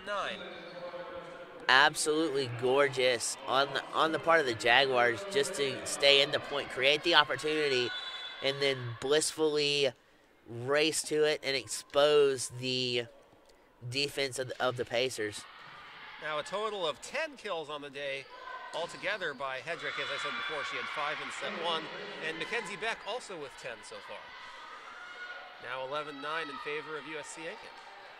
It'll be their serve. That is Emily Tilon, the 5'9" senior from Aiken. doing the serve for her hometown Pacers. Dug up by the Jaguars, hit back across, and T-Line digs it up. And it's blocked by the Jaguars, now blocked again by the Jaguars, and they win the battle, 11-10. When you have that tough of a blocking scheme up front, it's hard to penetrate.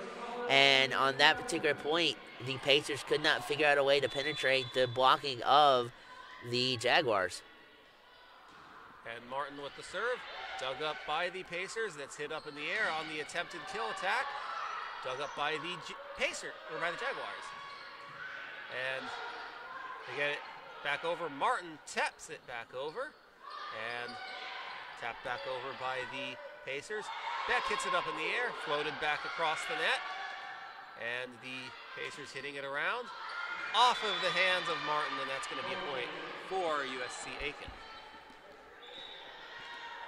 It's a miscommunication because if Martin let that go, Gavay was going to get there, but it almost works like it does in baseball. If there's a misdirect deflection, that almost goes against what you try to set up, and that came back to bite the Jaguars right there. Floated back over. Gouveia digs it up. And Chloe Allen on the attack. Oh, what a big stop by the Pacers. Blocked by Chloe Allen, and that goes out of bounds on the attempted spike, and it's 13-10 Pacers. Very good eyes right there from the Pacers letting that bounce out. That was too close for comfort on just edging out the line on the out of bounds. But great read. And the Pacers, no, the Jaguars with the point once again. It's 13-11.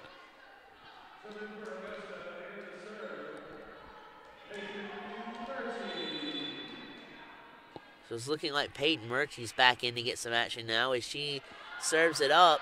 And right off the serve, a little bit of misdirection off of a dig try and a volley that ventures back. And an attack excruciatingly hard comes from Augusta, and they wind up with the point.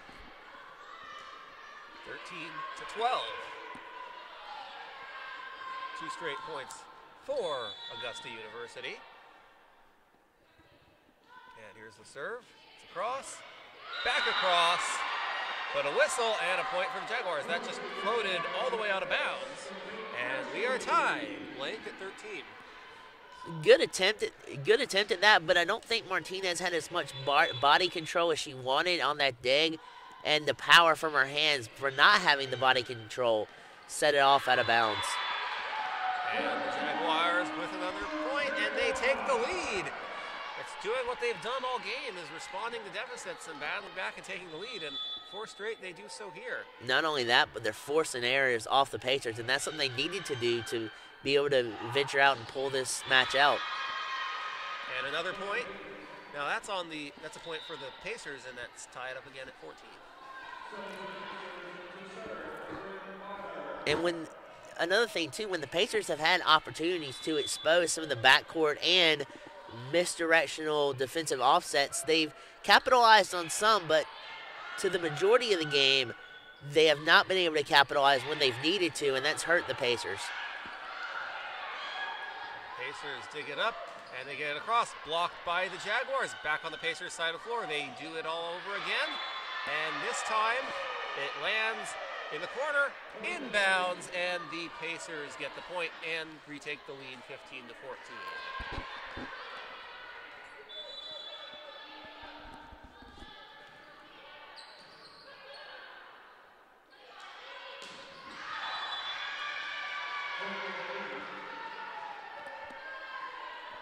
Point goes to the Jaguars. Savannah Gonzalez there just wanting to try to get to the back corner edge of the court. She just couldn't. She sailed it way too long.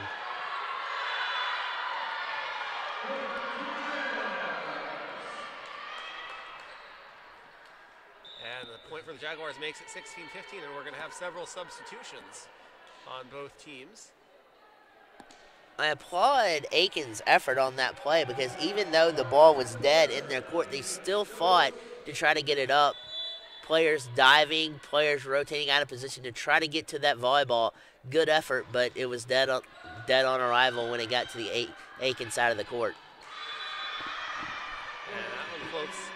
out of bounds on the attempted kill by the, actually that landed just inbounds, so the Pacers do get the point. It's 17-15, they lead. And this is something that they wanted to strive to do, is break away just a smattering here to where they're not up against the gun and within a point to where Augusta could easily come back. If you separate yourself by at least 2 or 3 points, then you've got a little bit of a comfort zone in playing your game and not over-forcing yourself to play and overcompensate, for the forced play that you may make errors and stuff like that. So right now, even though it's down by 1 and they just moved up by 2, they still have a very good lead, and they can't sit back on this and say, okay, we're going to take our foot off the gas pedal, but they can not play as forcefully as they would if it was tied or within 1. So now they can play more their style of volleyball.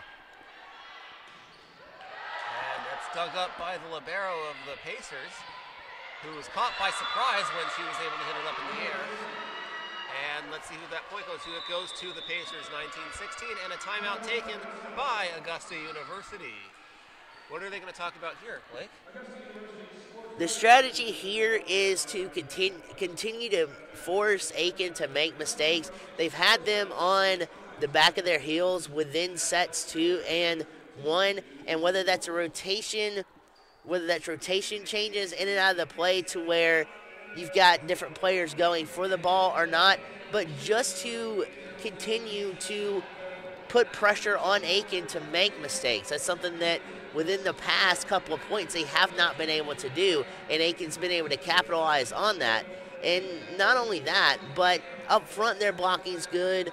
On defense, they've got to be able to read balls better as it's coming to them, and that should help propel them to at least tie this ball game up. Now, if you're the Pacers, you definitely want to kind of keep the lead as it is, because if it gets any tighter, then it kind of forces you to play outside of your comfort zone and to play more of Augusta's speed of volleyball. And not only that, but you want to continue to work on the reads, because some of your reads have been off today and some of your digs have been off kilter from what they have been during the season. So they want to kind of keep trying to improve on that. We'll see how it plays out here in the 4th set. And that's dug up by Kenya Stokes. And Gouveia gets it across. Back on the Pacers side on the floor. Stokes digs it up once again. Beck hits it, taps it back over the net. Here come the Pacers on the attack. Tipped by Stokes. Martin digs it up in the air. And it's back over on the Pacers side. They're going to do it all over again. They float it just over the heads of the defenders guarding the net. And it lands for a USC Aiken point. That was executed beautifully by the Pacers. Absolutely, especially since they saw Martin starting to fall back on defense and soft-served it to where she had to shift gears really quickly and could not catch up to the speed of the ball, dropping in directly in front of her on the floor. Pacers on the serve. The libero gets it across. It hits the net and falls in front of a diving Martin for a point for the Pacers. That's not something you usually draw up on a serve to attempt to get it to graze over the net, but it worked to perfection there by the Jaguars. Absolutely. Breaks. Absolutely. 21-16, the Pacers lead, and they have the ball on their side of the court. They hit it back across. Stokes sees it go off her hand and out of bounds. It's 22-16. Pacers trying to force a deciding set 5 here at Christenberry Fieldhouse after dropping the first 2 sets. Martin digs up with serve, back over. Beck hits it across on the kill and gets the point. It's 22-17.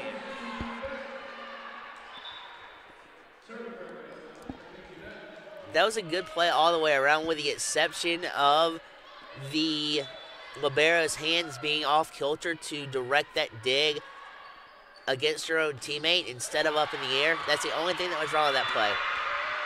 And the point goes to the Jaguars, as Martin couldn't come up with that on the diving attempt. 23-17.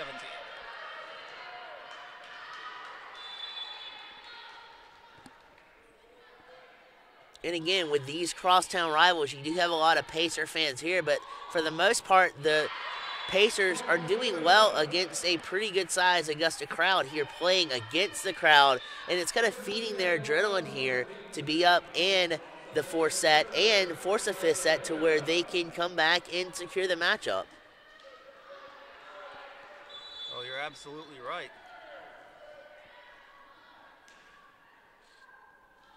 And Govea hits it over. And on the attack come the Pacers, back over. Beck hits it up for the Jaguars. They hit it back across. Another beautiful dig up and save by the Pacers. Back on the Jaguars side of the floor. Beck hits it up in the air. Back across to the Pacers side of the floor. Up in the air. Across the net. Dug up by Holland Martin. It's up in the air and saved by Govea. Back across to the Pacer side. Up in the air. Back across. And that lands for a Pacer point. It's 24-18. Govea didn't have much time to get set back in her position before she had to dive back and try to resave that ball.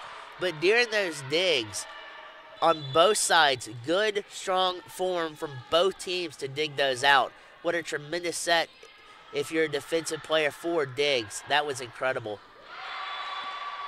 And a point by the Jaguars there, 24-19. Trying to stay alive here in this fourth set. Holland Martin, the libero, back to serve once again.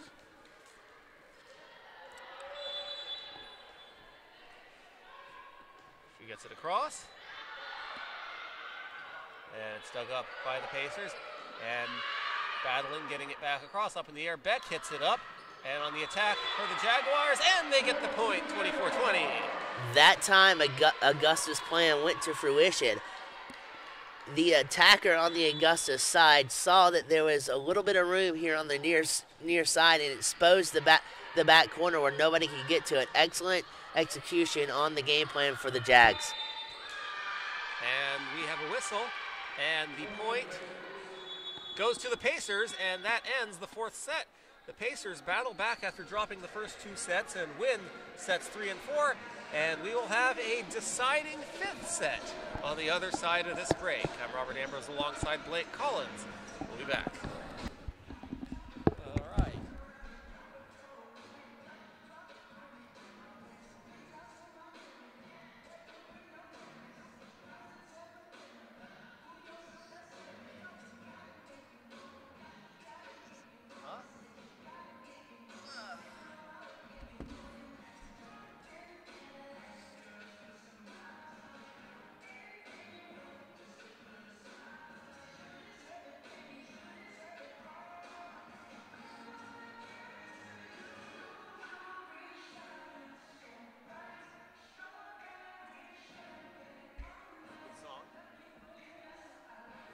What's your best advice to like communicating with Taylor to get the most out of basketball?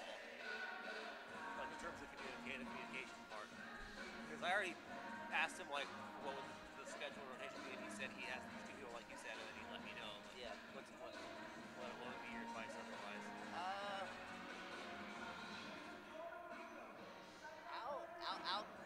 Outside of just being ready, like if he asks you to come do this, be ready. If he asks you to go down there, be ready. Yeah. Because you never know when like Chad, myself, or John are going to be out and we can't come up here. Then he has somebody. So they could cancel last minute. Yeah. Does that happen absolutely. more frequently? Do we normally get notice? Especially last year, because I found myself doing more men's games than I normally do. And like I said, there was a thing with Jason last year where John up here had to go down there to be PA, and that left me up here doing women's games all by myself, and then Chad and I doing men's games. But anything can happen on the fly. But even if you don't get to do this as much as you want to, be here and learn about everything, and then that way, if there does something that comes up here, then you're here already. You can just come up here and do this. I might even just ask Taylor, hey, I know these guys are working games much, but is there room to do one of these other things? Yeah, exactly. So it's okay to ask him that and then see what he says. Exactly. Because I kind of want to schedule last minute, may not always work, because I might already be working or something. Right. Make sure that this goes. Welcome to Christenberry Fieldhouse. Welcome you back. Set for the fifth and final deciding set here in the final volleyball match of the regular season for the Augusta Jaguars as they host the USC Aiken Panthers. I'm Robert Ambrose with Blake Collins. The Jaguars won sets 1 and 2. The Pacers won sets 3 and 4, and that's here where we stand right now as we go into the deciding fifth set. So the Jaguars made some big adjustments, Blake, after losing the first two sets. In both sets, they had an early lead in. They were able to adjust and answer the call in sets 3 and 4 and close those out. Now that they've done the adjustments they had to do, what adjustments do the Jaguars need here in set 5? For one thing, they've set up pretty good all game long, but continue to set up beautifully. And not only that, but again, we keep talking about it, but force the other team to make mistakes, because the Pacers did that a lot in the fourth set. The Jaguars didn't do as much of it as they did in the first two sets. That's majorly one of the keys. Have the team defeat them, have the opposing team defeat themselves on it. But also, not only that, but we keep talking about reads and the balance within everything. As you see a point there by, I believe that's Gonzalez there on the attack there. But just be able to have nice transitions, have nice setups, and be able to, and I've said this before too, use your eyes as kind of like a scout and as a deceptor to say, okay, if your eyes go to the left on an attack, you go to the right. Kind of maneuver the defense to the way that you want your offense to be executed. That's something that I haven't seen from the Jags do in a while. That's something that they could implement here to throw the Pacers off their game and score more points. Right now, the Jaguars have a 2-1 lead here in the fifth set. Beck hits it up in the air, back across to the Pacers side. And it's floated back over and it lands out of bounds, and the Jaguars with the point, and they lead it 3-1. Had a perfect setup going to it. I think you just would want it just a little bit higher. Outside of that queen setup, just a little bit too much power behind that attack. Absolutely right. Govea hits it over. It's hit up in the air on the Pacer side. They get it over, and Martin digs it up, and it's blocked by the Pacers. Back on the Jaguars side, they float it back over again, and that just lands in bounds, and it's 4-1. Let's also not forget, in the fifth and final set of a volleyball match, it is 1st to 15 as opposed to 1st to 25. This is a sprint, not a marathon. Absolutely, and with the Jaguars out to a 3-point advantage thus far, it's going to be difficult for the Pacers to come back. We've seen it before from them. It's just going to be tough, especially in this sudden death environment. And point on the net violation goes to the Jaguars. It's 4-2. You don't have to yet, but and another thing when we talk about this, in this type of environment, you tend to overcompensate. You tend to play harder than you normally do, which can kind of get you in a lot of situations that you would rather not be in. So to uncomplicate things, just look at it as there's nothing on the line here. This is just another set, although we're only going to 15. If you look at it that way, it takes a lot of the pressure off both teams, even though these are two well-balanced teams going into the playoffs. If you take it's just another set, and you take it 1 point at a time, it takes a lot of the pressure off, and both teams can play their game the way they play it. Well, absolutely, and that's what you got to see in this fifth set. It's like the equivalent of a Game 7. Exactly. They float it back over, and it lands right where there was nobody standing. Great court awareness by the Pacers to know where to hit the ball to where it would land, and they get the point. It's 5-4. And to equivalent the Game 7 attribute here, we're like, if you watch the World Series, you saw the Dodgers kind of flail at their own style of baseball in Game 7, where the Astros just attacked, and then pitching befell the Dodgers greatly. And that's something that has to happen here with the Jags if they still want to pull this out. Now, the Pacers are in the driver's seat now that they've caught back up, but still, it's a very close game. The Jaguars have to continue to put the pressure on the Pacers in this matchup to try to pull this out. Up in the air, and that lands out of bounds. And the point goes to the visiting Pacers, 6-5. So we've seen the Pacers battle back here from an early deficit in this 5th set to take the 6-5 lead. Back on Jaguar side, Grovea digs it up in the air, on the attack, back on the Pacers side of the court. Back over, bounces off the net. Beck digs it up. Grovea hits it up in the air. Now Beck hits it over, back on the Pacers side. They're on the attack up in the air. Over, diving, dig up by Beck. Martin hits it up, and it's battle at the net. Martin hits it up in the air. Beck hits it back over, back on the Pacers side of the floor, up in the air, and across, and an attempted kill by the Jaguars, and bobbling the ball was Savannah Gonzalez while falling down, allows the Jaguars to win that battle and take a 7-5 lead, and the Jaguars will take a timeout. Just one too many touches there from the Jaguars devastates them as the Pacers are now pulling away. It's been a tug-of-war for the most part this whole entire matchup, with the teams moseying out to leads, both teams battling back, but the one team who gains the edge late in the latter part of this set, as we're only going to 15, will have the advantage going forward, and it looks like right now the Pacers are doing just that, up by 2.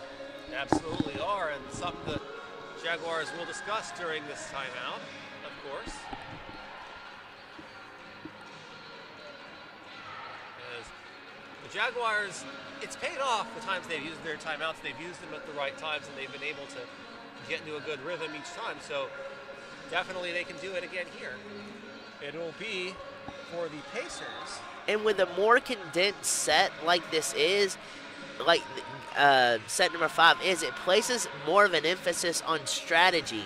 Like we used the analogy of baseball earlier because it's something you and I know very well. But you know how in baseball, especially in the postseason, where they bullpenned a lot, where they brought in relievers and starters out of the pen early on to use matchup and strategies, it places more of an emphasis on strategy in these types of situations, and that's something that will prove key here in set number 5 in this matchup. And right off the timeout, the Pacers win the battle of the net 8-5, and now the teams will have another break as the teams will switch benches here. And we'll see how that affects the remainder of this match. Blake? Well, you want to talk about some swings, though, man. Both these teams have knockout punches like crazy, especially up front. We've talked about the Augusta attack with Allen, Mackenzie Beck, Savannah Gonzalez, and Savannah Roy. The Pacers have a good blocking front, good blocking core, great offensive awareness, and they know their way around the court, and the intangibles that they have is something that I haven't seen Augusta play that many teams with intangibles like the Pacers have, and that's taken them a long way this season, and they look to go even further in the playoffs with those intangibles at bay. Jaguars hit it up in the air, and beautiful cross-court ball movement to get the kill. And it's 8-6. Absolutely great setup from the Jags on the opposite side of the court to the far side, and just absolutely obliterates a strong kill for their 6-point. And this set has been a set of runs thus far. And the kill is won by the Jaguars, 8-7. So right after they switched sides, the Jaguars get 2 points. That was after the Pacers got the point off of the Jaguars timeout. But my question to you is, would you want anything less from two top contending teams in the Peach Ball Conference battling back like this, back and forth? I would not want anything less. Like this is a phenomenal preview of what could possibly come up in the playoff atmosphere in Milledgeville, Georgia, once the volleyball playoffs in the championships round get underway, and Augusta is fighting back with all of their might right here as they've squabbled this lead all the way down to 1. And, you know, with the Jaguars, this is not the first time they've shown they can play with the best teams in the league. On September the 29th, the first place Flagler came in here and won 3-2, but that was one heck of a match, Blake. Absolutely. Flagler came in here, battled out in one of the strongest tests I've seen up to this date. They lost that game 3-2, but absolutely they showed why they're ranked number 1, and the Pacers are easily showing here tonight why they are number 2 in the Peach Belt. Back across, and it's on the Pacers side of the floor, and the Jaguars win another kill and tie it at 9. And this is the loudest I've heard this arena so far today. Jaguars executed everything perfectly right there. Absolutely A+ on defense, executes a killer attack on the offensive part. The Jaguars have knotted this at 9. And the Pacers get the point as the Jaguars were unable to hit the ball over the net. It's 10-9. And, you know, we talked about how big magnified everything is and how this Game 5 is like Game 7. Well, first to 15 wins, that makes it even more so. Absolutely. And the thing about it, too, is the closer you get to that 15th point, you've got the world on your shoulders at this point, because in a game like this, the losing team will feel not only more pain, but the psychology of a loss like this heading into a playoff scenario will be devastating for the team that loses this. So a lot is on the line right here between these two teams. And it touches the net, and it's dug up by the Pacers. They hit it back over, and it's off the hands of a Jaguar player, and one too many touches on Jaguar side gives the Pacers a point, and it's 11-9. My goodness. And the trick is, with both these teams playing as full-fledged as they're playing right now, you don't want to have that devastating loss, because not only psychologically does it malfunction with you, but it could also mess up any player's form. It could also go into malfunctions in a crucial game to where you should win, you may lose, and mistakes that ought not to be made are frequently made, and that's a whole topsy-turvy world that could easily take a team that's in the playoffs and will make a drastic difference into easily exiting the playoffs and without having a very long stint in the playoffs. And a point for the Pacers makes it 12-10.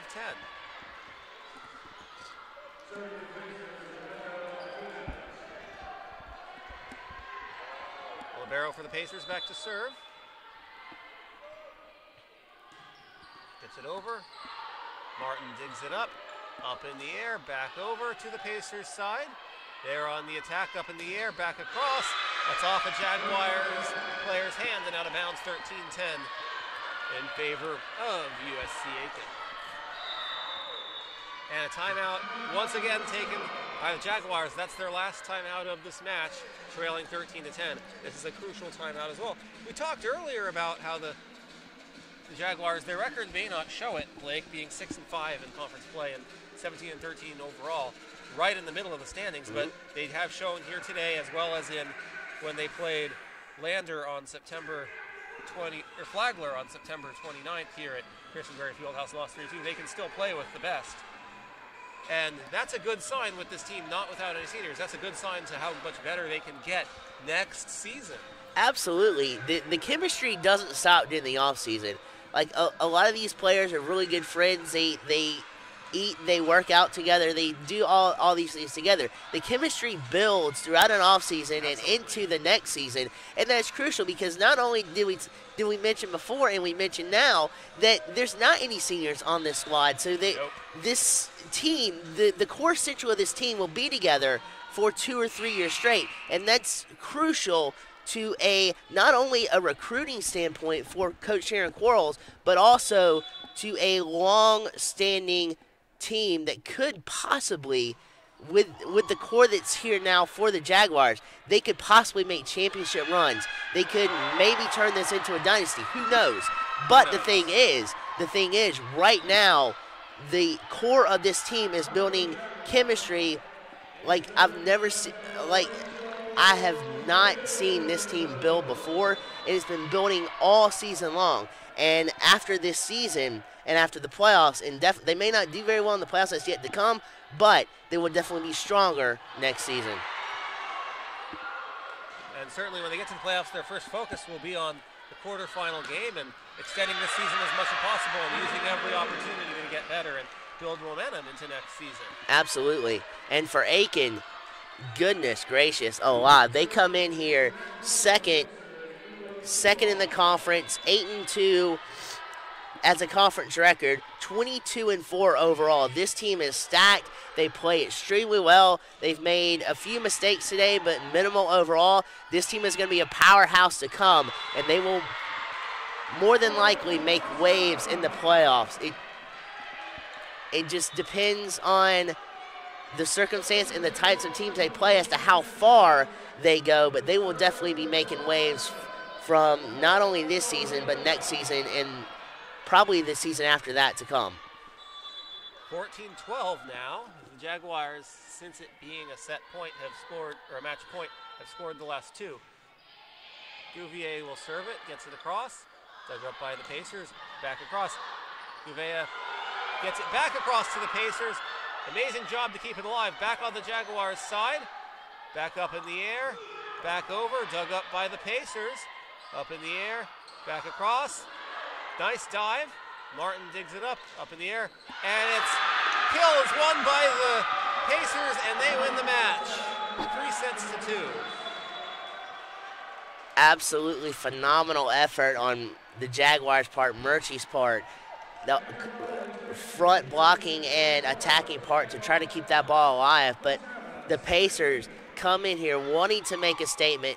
They're number 2. They're down. Picture this. They're down by 2 sets with the third set on the line and a devastating loss if they lose this game. They come in here with fire. They come in here making a statement, perseverance and everything to take 3 straight sets from a team that looked really good coming into this game. The 4 seed overall in their home house in Christenberry Fieldhouse. That has got to feel good for the Pacers going into the playoffs. And this Pacers will definitely be a team to reckon with within the playoff structure of the Peach Ball Conference. And for the Jaguars' sake, this is a great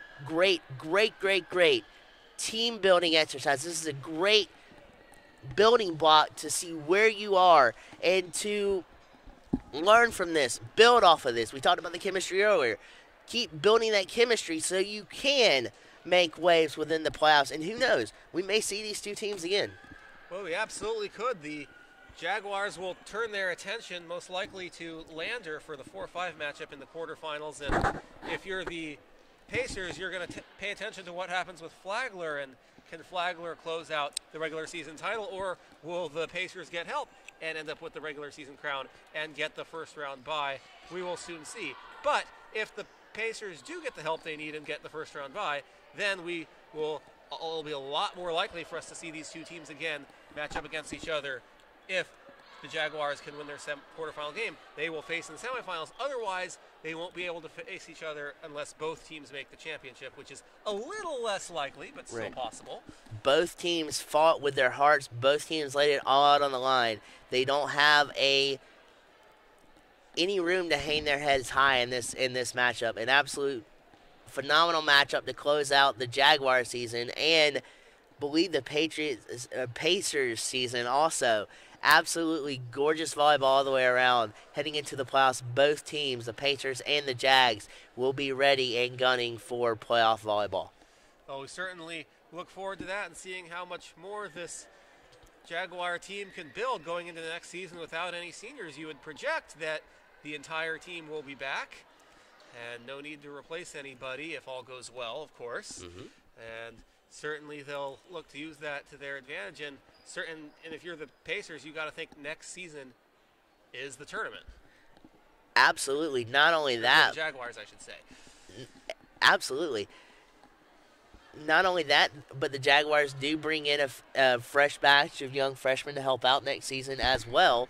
So as this team gets older, the chemistry goes stronger. They pass their knowledge down on to the younger Jaguars who come in, and those Jaguars help stabilize and make the Jaguars a formidable opponent, just like we saw in the Pacers today, who will be very vigilant and tough and absolutely a headache to deal with for all teams in the Peach Belt Conference for years to come.